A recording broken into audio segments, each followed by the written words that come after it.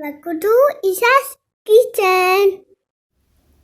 ഇന്നത്തെ ഒരു Ramzan special video ആണ് കേട്ടോ. ഈ നോമ്പ് കാലത്ത് നമുക്ക് അടുക്കളയിലെ കാര്യങ്ങളൊക്കെ എളുപ്പമാക്കാനുള്ള കുറച്ച് ടിപ്സാണ് ഞാൻ പറയുന്നത്. അതിൻ്റെ ഒപ്പം ഹെൽത്തി ആയിരിക്കാൻ വേണ്ടി ചെയ്യാവുന്ന കുറച്ച് കാര്യങ്ങളും. സാധാരണയിലും വലിയ വീഡിയോ ആണ് കേട്ടത്, അപ്പോൾ നിങ്ങൾ സ്കിപ്പ് ചെയ്യാതെ കാണണേ. ആദ്യം ഞാൻ ചെയ്യുന്നത് കുറച്ച് സവാള ഫ്രൈ ചെയ്ത് വെക്കുകയാണ്. അപ്പം അതിന് വേണ്ടി ഞാൻ 5 കിലോ സവാള എടുത്തിട്ടുണ്ട്. തൊലിയൊക്കെ കളഞ്ഞ് കഴുകി കനം കുറച്ച് അരിഞ്ഞെടുത്തതാണ്. ഞാൻ ഒരു ദിവസം വെയിലത്ത് ഒന്ന് ഉണക്കി എടുത്തിട്ടുണ്ട്. അപ്പം അതിൻ്റെ വെള്ളം ഒന്ന് വലിയുമ്പോൾ പെട്ടെന്ന് തന്നെ നമുക്കത് മൊരിഞ്ഞ് കിട്ടും. ഞാനിവിടെ ഓയിലാണ് സവാള ഫ്രൈ ചെയ്തെടുക്കുന്നത്. അപ്പം നമ്മൾ ഈ ഒരു രീതിയിൽ ഫ്രൈ ചെയ്തിട്ട് സ്റ്റോർ ചെയ്യുകയാണെന്നുണ്ടെങ്കിൽ നമുക്കിപ്പോൾ നോമ്പിൻ്റെ സമയത്തൊക്കെ നമുക്ക് പെട്ടെന്ന് പണി തീർക്കാനായിട്ട് സാധിക്കും. അതുപോലെ തന്നെ നമ്മൾ ഓയിലിൽ ഫ്രൈ ചെയ്യുമ്പോൾ നമുക്ക് ഇപ്പോൾ വെളിച്ചെണ്ണ ഉപയോഗിച്ച് നമ്മൾ ഉണ്ടാക്കുന്ന ഡിഷാണെങ്കിലും അതല്ല വേറെ എന്തെങ്കിലും നോർത്ത് ഇന്ത്യൻ ഡിഷാണെങ്കിലും നമുക്ക് എല്ലാത്തിലേക്കും ഈ സവാള ഉപയോഗിക്കാനായിട്ട് പറ്റും. ഇതുപോലുള്ള ഓരോ കൊച്ചു കൊച്ചു കാര്യങ്ങൾ നമ്മൾ ശ്രദ്ധിക്കുകയാണെങ്കിൽ നോമ്പിന് നമുക്ക് നമ്മളെ സമയം കുറേയൊക്കെ സേവ് ചെയ്യാൻ പറ്റും. ഇപ്പൊ സവാള ഞാനിവിടെ മുഴുവനും ഫ്രൈ ചെയ്തെടുത്തിട്ടുണ്ട്. അപ്പൊ അത് ഞാൻ ചൂടാറിയതിനു ശേഷം ഒരു സിപ്ലോ കവറിലാക്കിയിട്ട് ഫ്രിഡ്ജിൽ വെക്കുകയാണ്.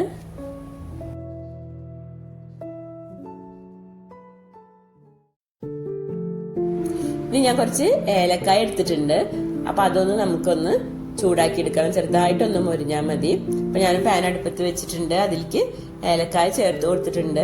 ഇനി ചെറിയ തീയിൽ വെച്ച് നമുക്ക് ഒന്ന് ചെറുതായി ഒന്ന് മൊരിയിച്ചെടുക്കാം. അപ്പൊ ഇപ്പൊ മൊരിച്ചിലൊക്കെ പാകമായിട്ടുണ്ട്. ഞാൻ ഫ്ലെയിം ഓഫ് ആക്കിയിട്ടുണ്ട്. ഇനി ചൂടാറിയതിന് ശേഷം നമുക്ക് കുറച്ച് പഞ്ചസാര ചേർത്ത് ഒന്ന് പൊടിച്ചെടുക്കാം. അപ്പൊ ഇനി ഞാൻ നോമ്പിന് ഒരു മാസത്തേക്കുള്ള ഗരം മസാലപ്പൊടിയും കൂടി റെഡിയാക്കുന്നുണ്ട്. അപ്പൊ അതേ പാനിൽ തന്നെ ഗരം മസാലക്കുള്ള എല്ലാ ഐറ്റംസും ഞാൻ അതിലിട്ടൊന്ന് ചൂടാക്കി എടുക്കുന്നുണ്ട്. ചെറിയ തീയിൽ വേണം കേട്ടോ ചൂടാക്കാൻ. അപ്പൊ ഇതിന്റെ അളവൊക്കെ ഞാൻ ഡിസ്ക്രിപ്ഷനിൽ കൊടുക്കാം. ഞാൻ മുന്നൊരു വീഡിയോ ഇട്ടിട്ടുണ്ടായിരുന്നു. അപ്പൊ അതിന്റെ ലിങ്ക് ഞാൻ കൊടുക്കാം കേട്ടോ. അപ്പൊ ഗരം മസാല നന്നായി ചൂടായിട്ടുണ്ട്. അപ്പൊ ഞാനൊരു പാത്രത്തിലേക്ക് മാറ്റിയിട്ടുണ്ട്. ഇനി ആദ്യം നമ്മൾ റെഡിയാക്കിയിട്ടുള്ളത് ഏലക്കായാണല്ലോ. അപ്പൊ അത് നമുക്ക് പൊടിച്ചെടുക്കാം. അത് ചൂടാറിയിട്ടുണ്ട്. അപ്പൊ അത് പൊടിച്ചിട്ട് നമുക്കൊരു ബോട്ടിലേക്ക് ആക്കാം. അതിനുശേഷം അതേ ജാറിൽ തന്നെ നമുക്ക് ഗരം മസാലയും കൂടി പൊടിച്ചെടുക്കാം. രണ്ടും ഒന്നിച്ച് തന്നെ ചെയ്യാലോ എന്ന് വിചാരിച്ചിട്ടാണ് ഞാൻ. ഇനി നമുക്ക് കുറച്ച് ബ്രെഡ് ക്രംസും കൂടി റെഡിയാക്കാം. അപ്പൊ ഞാൻ കുറച്ച് ബ്രെഡ് കൊടുത്തിട്ടുണ്ട്. പിന്നെ നമ്മൾ പുഡിംഗ് ഒക്കെ ഉണ്ടാക്കുമ്പോൾ അരികെ കട്ട് ചെയ്യുന്നത് ഫ്രീസറിൽ സ്റ്റോർ ചെയ്യാറുണ്ട്. അപ്പൊ അതും കൂടി ഒന്ന് പൊടിച്ചെടുത്തിട്ടുണ്ട്. അപ്പൊ എല്ലാം കൂടി നമുക്കൊന്ന് ചൂടാക്കി എടുക്കാം. ഇത് ചൂടാറിയതിനു ശേഷം വേണമെങ്കിൽ നമുക്ക് ഒന്നും കൂടി ഒന്ന് മിക്സിയുടെ ജാറിൽ പൊടിച്ചെടുക്കാം കേട്ടോ. ഇനി തക്കാളി നമുക്ക് ഈസി ആയിട്ട് ഉപയോഗിക്കാൻ പറ്റുന്ന രീതിയിൽ ഒന്ന് സ്റ്റോർ ചെയ്യാം. അപ്പൊ തക്കാളിയൊക്കെ കഴുകി നമുക്കൊന്ന് കട്ട് ചെയ്തെടുക്കാം.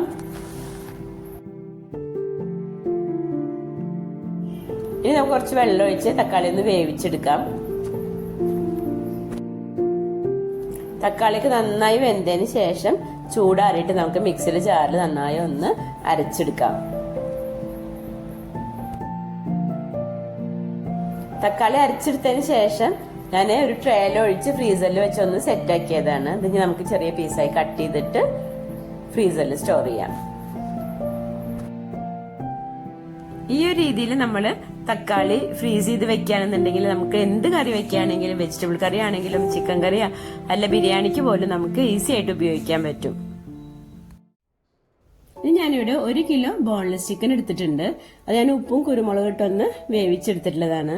അപ്പൊ അതിൽ കുറച്ച് വെള്ളം ഉണ്ടാകും, നമുക്ക് മാറ്റി വെക്കാം. നമ്മൾക്ക് സൂപ്പ് ഉണ്ടാക്കുമ്പോഴോ അല്ലെങ്കിൽ ചില്ലി ചിക്കൻ പോലുള്ള എന്തെങ്കിലും ഉണ്ടാക്കുമ്പോൾ നമുക്കത് ഉപയോഗിക്കാം.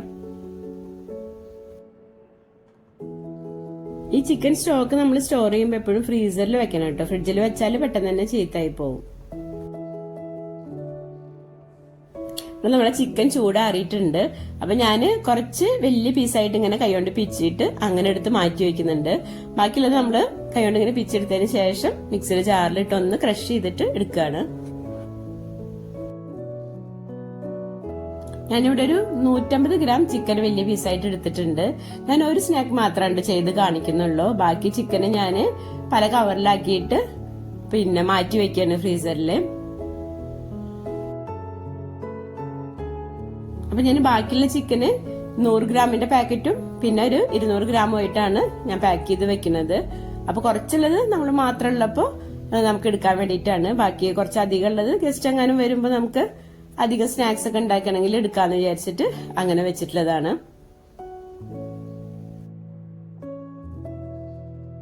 നമുക്ക് ഈ ഒരു രീതിയിൽ ചിക്കൻ റെഡിയാക്കി വെക്കുകയാണെങ്കിൽ സ്നാക്സ് ഒക്കെ നമുക്ക് പെട്ടെന്ന് തന്നെ റെഡിയാക്കി എടുക്കാൻ പറ്റും. ഞാനിവിടെ നമ്മൾ ഏലക്കായും അതുപോലെ തന്നെ ഗരം മസാലപ്പൊടിയൊക്കെ ബോട്ടിലാക്കി വെച്ചിട്ടുണ്ട്. പിന്നെ നമുക്ക് അത്യാവശ്യമായിട്ട് നോമ്പിന് വേണ്ട ഒന്നാണ് കൂവപ്പൊടി. കൂവപ്പൊടി നമുക്ക് നമ്മുടെ ശരീരത്തിന്റെ ചൂട് കുറയ്ക്കാനും ഒക്കെ നല്ലതാണ്. അത് നമുക്ക് വെള്ളത്തിൽ കുറുക്കിയിട്ട് തേങ്ങാപ്പാൽ ഒഴിച്ചിട്ട് അങ്ങനെ ജ്യൂസ് ആക്കണമെങ്കിൽ അങ്ങനെ ആക്കാം. പിന്നെ നമുക്ക് പാലിലും അതുപോലെ തന്നെ നമ്മൾ നാരങ്ങ വെള്ളമൊക്കെ ഉണ്ടാക്കുമ്പോൾ അതിലിടാൻ വേണ്ടിയിട്ട് ഞാൻ കറുത്ത കസ്കസും വാങ്ങി വെച്ചിട്ടുണ്ട്. പിന്നെ ഞാനിവിടെ കുറച്ച് പാഷൻ ഫ്രൂട്ട് സ്ക്വാഷ് ഉണ്ടാക്കി വെച്ചിട്ടുണ്ട്. ഇത് വീട്ടിലുണ്ടായ പാഷൻ ഫ്രൂട്ട് ആണ്, അപ്പൊ അതുകൊണ്ട് കുറച്ച് സ്ക്വാഷ് ഉണ്ടാക്കി വെച്ചതാണ്. പിന്നെ കുറച്ച് നന്നാരി സിറപ്പ് ഉണ്ടാക്കിയിട്ടുണ്ട്. ഇത് ഞാൻ സെയിൽ ചെയ്യുന്ന നന്നാരി സിറപ്പാണ്. അപ്പൊ ആർക്കെങ്കിലും വേണമെന്നുണ്ടെങ്കിൽ ഒന്ന് വാട്സാപ്പ് ചെയ്താൽ മതി. ഞാൻ വാട്സാപ്പ് നമ്പർ ഞാൻ ഡിസ്ക്രിപ്ഷനിൽ കൊടുക്കാം.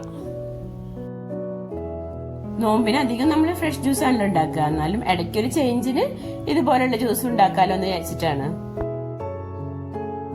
ചൂടുകാലത്തുള്ള ഈ നോമ്പിന് നമ്മൾ എന്തായാലും വാങ്ങിക്കേണ്ട ഒരു സാധനമാണ് രാമച്ചം. അപ്പൊ ഇത് നമ്മൾ വെള്ളത്തിലിട്ടിട്ട് ആ വെള്ളം കുടിക്കുകയാണെങ്കിൽ ശരീരത്തിന് നല്ല തണുപ്പായിരിക്കും. ഒരു വലിയ ജഗ്ഗിലേക്കൊക്കെ ആണെങ്കിൽ ഒരു കൈപ്പിടി അളവിൽ ഇട്ടാൽ മതി.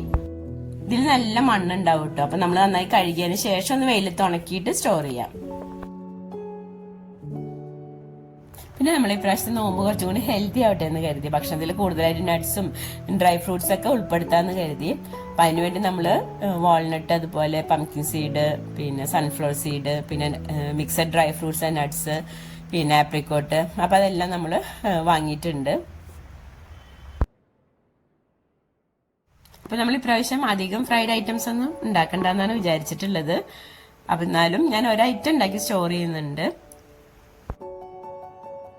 പിസ്സ കട്ട്ലേറ്റ് ആണ് ഞാൻ ഉണ്ടാക്കുന്നത്. അപ്പൊ അതിനുവേണ്ടി ഞാൻ റെഡിയാക്കി വെച്ച ചിക്കനിന്ന് ഞാൻ പറഞ്ഞില്ല കുറച്ച് വലിയ പീസായിട്ട് ഇങ്ങനെ പിച്ചി എടുത്തിട്ടുണ്ടായിരുന്നു. അത് 150 ഗ്രാമാണ്. അപ്പൊ ഞാൻ കുറച്ച് ഓയിൽ ഒഴിച്ചിട്ട് അത് ഞാൻ ആ പാനിലേക്ക് ഇട്ട് കൊടുത്തിട്ടുണ്ട്. പിന്നെ ചിക്കനിലേക്ക് ഞാൻ 1 ടീസ്പൂൺ ചില്ലി ഫ്ലേക്സും 2 ടീസ്പൂൺ കുരുമുളക് പൊടിയും ചേർത്ത് കൊടുക്കുന്നുണ്ട്.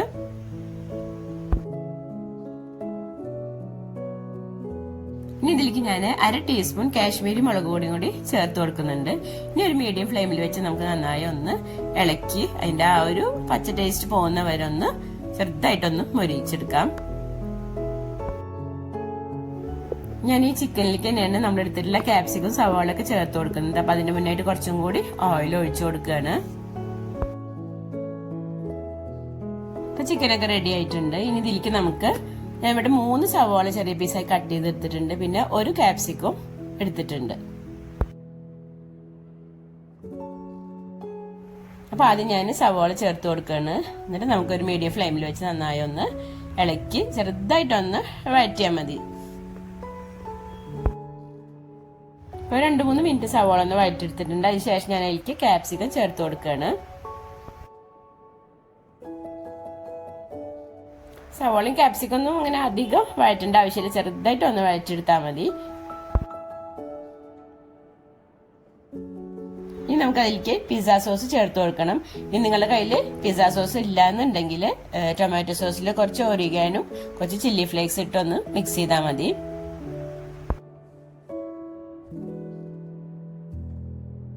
ഞാൻ ഇതിലേക്ക് ഒരു 4 ടീസ്പൂണോളം പിസ്സ സോസ് ചേർത്ത് കൊടുത്തിട്ടുണ്ട്. 4 ടീസ്പൂൺ ഞാൻ ആദ്യം ചേർത്തു. പിന്നെ എനിക്ക് കുറവ് തോന്നിയപ്പോൾ ഞാനൊരു 1/2 ടീസ്പൂണും കൂടി ചേർത്ത് കൊടുത്തിട്ടുണ്ട്. പിന്നെ നമുക്കിനി ഇതിലേക്ക് വേണ്ടത് ഒറിഗാനോ ആണ്. ഞാനിവിടെ 1 ടീസ്പൂണാണ് ഒറിഗാനോ ചേർത്ത് കൊടുക്കുന്നത്. പിന്നെ കുറച്ച് കുരുമുളക് പൊടി കൂടി ചേർത്ത് കൊടുക്കാം. 1/2 ടീസ്പൂൺ അളവിലൊക്കെ ഇട്ട് കൊടുത്താൽ മതി. അപ്പൊ നമ്മളുടെ പിസ്സ കട്ട്ലേറ്റിനുള്ള ഫില്ലിംഗ് ഇവിടെ റെഡി ആയിട്ടുണ്ട്.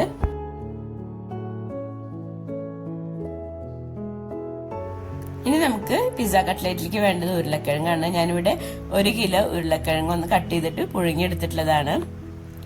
ഇനി നമുക്കതൊന്ന് തൊലി കളഞ്ഞെടുക്കാം.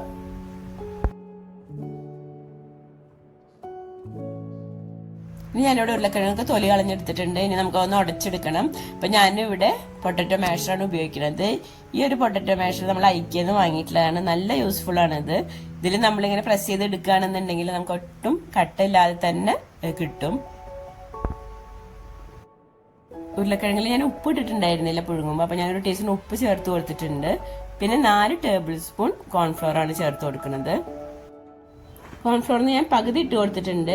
പിന്നെ ഞാൻ 1 ടീസ്പൂൺ ഒരിഗാനോ ഇടുന്നുണ്ട്. പിന്നെ 2 ടീസ്പൂൺ കുരുമുളക് പൊടിയും കൂടി ചേർത്ത് കൊടുക്കുന്നുണ്ട്.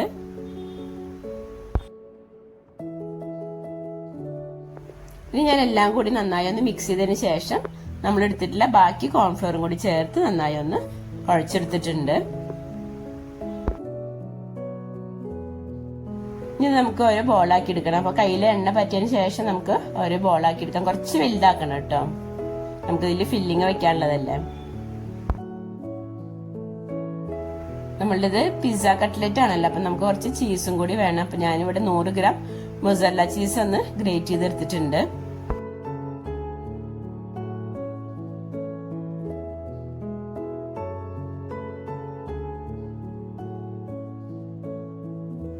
നമുക്ക് ഓരോ ബോളും കയ്യിൽ വെച്ച് ഇതുപോലെ ഒന്ന് ചെറുതായിട്ടൊന്നിങ്ങനെ പരത്തിയിട്ട് ഉള്ളിലൊന്നിങ്ങനെ കുഴിയാക്കാം. എന്നിട്ട് അതിലേക്ക് നമുക്ക് ഫില്ലിങ് വെച്ച് കൊടുക്കാം. ഒരു 2 ടീസ്പൂണ് ഫില്ലിംഗ് ഒക്കെ വെച്ച് കൊടുക്കാം നമുക്ക്.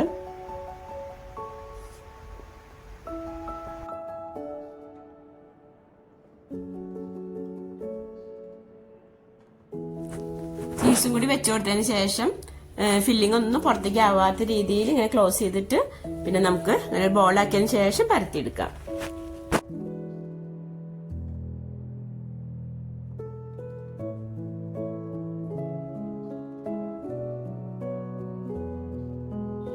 ഈ ഒരു രീതിയിൽ നമുക്ക് ബാക്കിയുള്ള കട്ട്ലറ്റും കൂടി ചെയ്തെടുക്കാം.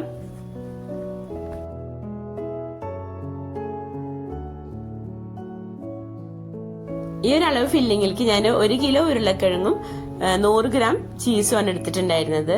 പക്ഷെ എനിക്ക് കുറച്ച് ഫില്ലിങ് ബാക്കി വന്നിട്ടുണ്ടായിരുന്നു കേട്ടോ.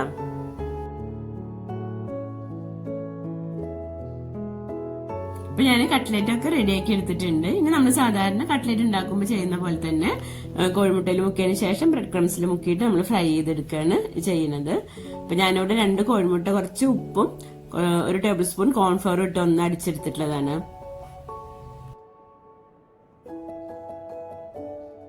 പിന്നെ നമ്മൾ റെഡിയാക്കി വെച്ചിട്ടുള്ള ബ്രെഡ് ക്രംസ് എടുത്തിട്ടുണ്ട്. അപ്പൊ ആദ്യം നമുക്ക് കോഴിമുട്ടയിൽ മുക്കിയതിന് ശേഷം ബ്രെഡ് ക്രംസിൽ ഒന്ന് കോട്ട് ചെയ്തിട്ട് നമുക്ക് മാറ്റി വെക്കാം.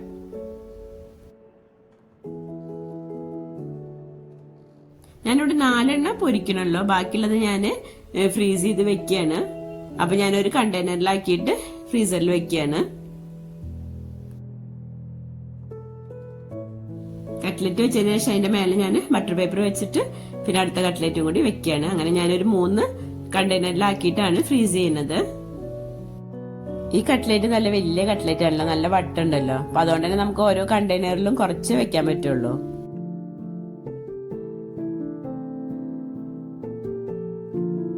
അപ്പൊ നമ്മൾ റെഡിയാക്കിയിട്ടുള്ള കട്ട്ലറ്റ് ഒക്കെ ഫ്രീസറിൽ വെക്കുകയാണ്. പിന്നെ ഒരു 4 നമുക്കൊന്ന് ഫ്രൈ ചെയ്യാം. അപ്പൊ ഞാൻ കട്ട്ലറ്റ് ഫ്രൈ ചെയ്യാനായിട്ട് ഓയിൽ വെച്ചിട്ട് ചൂടായിട്ടുണ്ട്. അപ്പൊ അതിലേക്ക് ഞാൻ 3 കട്ട്ലറ്റ് ഇട്ട് കൊടുത്തിട്ടുണ്ട്. അപ്പൊ അത് മറിച്ചിടുമ്പോ ശ്രദ്ധിക്കണം കേട്ടോ. എന്താ വെച്ചാൽ നല്ല വെയിറ്റ് ഉള്ളതായതുകൊണ്ട് തന്നെ നമ്മളതിങ്ങനെ മറിച്ചിടുമ്പോ എണ്ണ തെറിക്കാൻ ചാൻസ് ഉണ്ട്. നമ്മളെ കട്ട്ലറ്റ് ഇവിടെ റെഡി ആയിട്ടുണ്ട്. അപ്പൊ ഞാനത് എണ്ണയിൽ നിന്ന് മാറ്റുകയാണ്. ഇനി ഒരു കട്ട്ലറ്റും കൂടി പൊരിക്കുന്നുണ്ട്. അപ്പൊ അതും കൂടി ഇവിടെ റെഡി ആയിട്ടുണ്ട്. ഇത് നല്ല ടേസ്റ്റ് ഉള്ള കട്ട്ലറ്റ് ആണ്. അപ്പൊ നിങ്ങളത് ഉണ്ടാക്കിയിട്ടില്ല എന്നുണ്ടെങ്കിൽ ഒന്ന് ഉണ്ടാക്കി നോക്കണേ. ഉള്ളിൽ നമ്മൾ വെക്കുന്ന ചീസിന്റെ അളവൊക്കെ വേണമെന്നുണ്ടെങ്കിൽ നമുക്ക് കൂട്ടാം.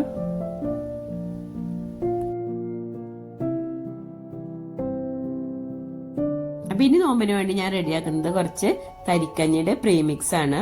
അപ്പൊ അതിന് വേണ്ടി ഒരു പാത്രം അടുപ്പത്ത് വെച്ച് അതിലേക്ക് ഞാൻ കുറച്ച് നെയ്യ് ചേർത്ത് കൊടുക്കുകയാണ്, പശു നെയ്യ് ചേർത്ത് കൊടുക്കുകയാണ്. പിന്നെ അതിലേക്ക് ഞാൻ കുറച്ച് അണ്ടിപ്പരിപ്പും ഇട്ട് കൊടുക്കുന്നുണ്ട്. അതൊന്നും മൊരിഞ്ഞു വരുമ്പോൾ നമുക്ക് അതിലേക്ക് മുന്തിരിയും കൂടി ചേർത്ത് കൊടുക്കാം.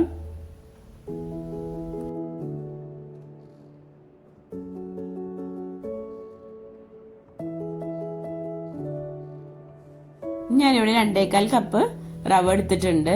അത് ഞാൻ അതിലേക്ക് ചേർത്ത് കൊടുക്കുകയാണ്. ഇനി നമുക്കൊരു മീഡിയം ഫ്ലെയിമിൽ വെച്ചിട്ട് ഒന്ന് വറുത്തെടുക്കാം. റവയുടെ കളർ മാറരുത്. ഇനി നമുക്ക് അതിലേക്ക് 2 ടീസ്പൂൺ ഏലക്കായപ്പൊടി പിന്നെ കുറച്ച് ഉപ്പും ചേർത്ത് കൊടുക്കാം. എന്നിട്ട് നന്നായി ഒന്ന് മിക്സ് ചെയ്യാം. ഇനി ഞാൻ ഇതിലേക്ക് 2.25 കപ്പ് പഞ്ചസാരയും കൂടി ചേർത്ത് കൊടുക്കുകയാണ്. അപ്പൊ ഇതിന്റെ ഫുൾ വീഡിയോ ഞാൻ ചാനലിൽ അപ്ലോഡ് ചെയ്തിട്ടുണ്ട്. അപ്പൊ അതിന്റെ ലിങ്ക് ഡിസ്ക്രിപ്ഷനിൽ കൊടുക്കാം. ഇനി നമുക്കിത് ചൂടാറിയതിന് ശേഷം കണ്ടെയ്നറിലാക്കിയിട്ട് ഫ്രിഡ്ജിൽ സൂക്ഷിക്കാം. അപ്പൊ എന്റെ ഈ വീഡിയോ നിങ്ങൾക്ക് ഇഷ്ടമായിട്ടുണ്ടെങ്കിൽ ലൈക്ക് ചെയ്യാനും ഷെയർ ചെയ്യാനും മറക്കരുത് കേട്ടോ. അപ്പൊ ഇനി മറ്റൊരു വീഡിയോ ആയിട്ട് വരാം. Thank you. Thanks for watching. I love you.